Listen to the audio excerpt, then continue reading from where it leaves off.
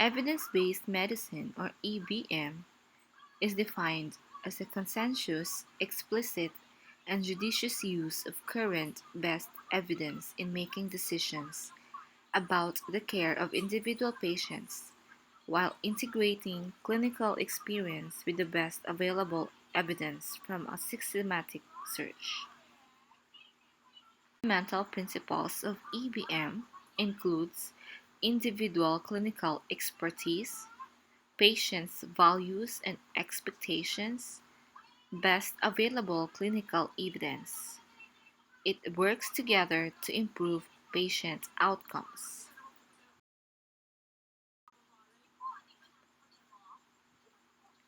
In practicing healthcare and in improving patient outcomes, it can't just be any current evidence. It has to be the best available evidence. How do we identify now the best available evidence? This can be done through systematic searching, identification, and evaluation of evidence. So we have to watch out for outdated information, incomplete information, and sources that lacked credibility. There are many controversies on evidence based medicine. It is considered as a cookbook medicine that does not allow for individual innovations in patient care. The counterpoint on that is how can a profession maintain its integrity if practice varies randomly? Therefore, EBM, or the cookbook medicine, is useful to unify and maintain integrity in practice. The second point is EBM prevents use of clinical judgment, which results in patients being treated interchangeably. The counterpoint on that is standards of care are a solution to problem of practice variation, and that is due to clinical uncertainty. The third controversy is the guidelines enforced by financial or legal incentives coerce professionals to practice a certain way. The counterpoint is guidelines encourage collaboration and install uniform best practices, in turn creating a better standard of medical care. Evidence-based medicine versus experience.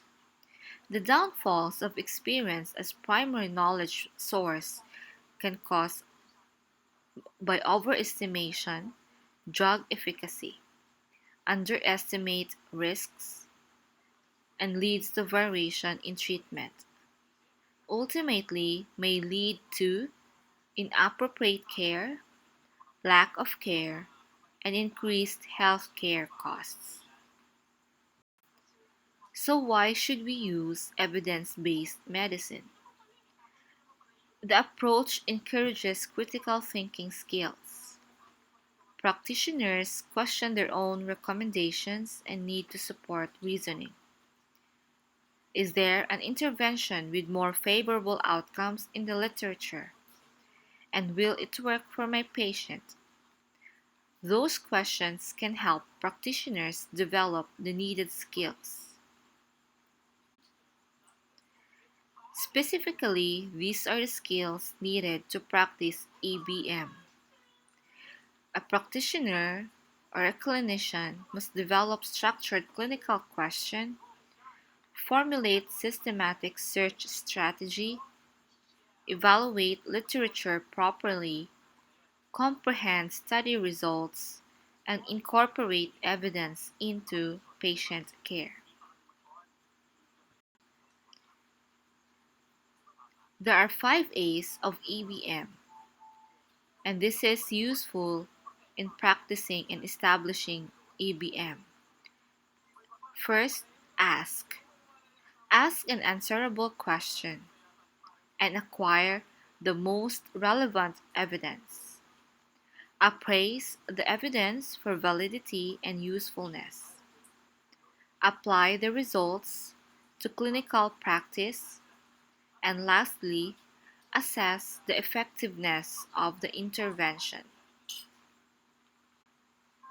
One tool to build a question that is valuable for research is using PQ. P stands for patient or problem. This describes the characteristic of the patient. I for intervention, or what are they currently receiving. C is for comparison, may not be relevant to question, or it can be about alternatives that the clinician are deciding about. And O is for outcomes, and it has to be measurable outcome. With regards to limitations of EBM, these are publication bias, randomized controlled trials and dosing recommendation, and patient individuality.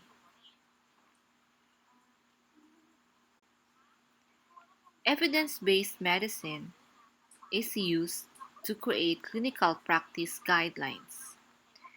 These are statements that includes recommendations intended to optimize patient care that are informed by a systematic review of evidence and assessment of the benefits and harms of alternative care options. Interest started in 1990s due to large unexplained variation in physician practice, documentation of inappropriate care, and interest in managing healthcare costs. Clinical practice guidelines is different from other literature because it goes beyond. It presents evidence, cost effectiveness, and it has decision models. It also attempts to address issues relevant to clinical decision. But why don't physicians always follow guidelines? This is because of their lack of awareness, lack of familiarity, lack of agreement, lack of outcome expectancy, inertia of previous practice, and external barriers. Evidence-based medicine, when made into guidelines, help in establishing a standard of medical care. And also, it can be used as evidence both for and against a defendant in malpractice litigation.